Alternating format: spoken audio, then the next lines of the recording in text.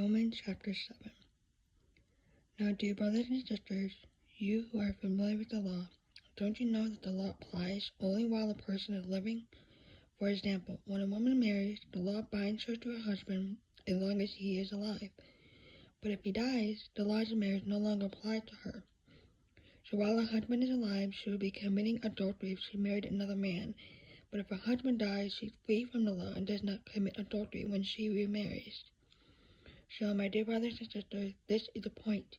You died to the power of the laws when you died with Christ, and now you are united with the one who was raised from the dead. As a result, we can produce a harvest of good deeds for God. When we are controlled by our own nature, sinful desires were at work within us, and the law aroused these evil desires that produce a harvest of sinful deeds resulting in death. But now we have been released from the law, for we died to it, and are no longer captives to its power. Now we can serve God not in the old ways of obeying the letter of the law, but in the new way of living in the Spirit. Well then, am I suggesting that the law of God is sinful? Of course not. In fact, it was the law that showed me my sin.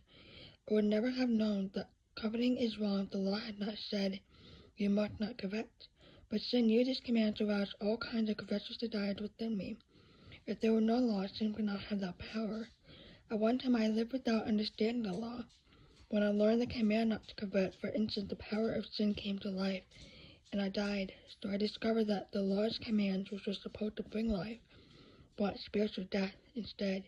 Sin took advantage of those commands and deceived me. It used the command to kill me. But still, the law itself is holy, and its commands are holy and right and good. But how can that be? Did the law, which is good, cause my death? Of course not. Sin used what was good to bring about my condemnation to death.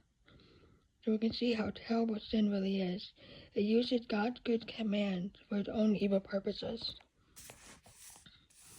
So the trouble is not with the law, but it is spiritual and good. The trouble is with me, for I'm all too human, a slave to sin. I don't really understand myself. What I want to do is right, but I don't do it. Instead, I do what I hate. But if I know that what I'm doing is wrong, this shows that I agree the law is good. So I'm not the one doing wrong. It is sin living in me that does it. And I know that nothing good lives in me that is in my sinful nature. I want to do what is right, but I can't. I want to do what is good, but I don't. I don't want to do what is wrong, but I do it anyway. But if I do what I don't want to do, I'm not really the one doing wrong. It is sin living in me that does it. I have discovered the principle of life, that when I want to do what is right, I inevitably do what is wrong.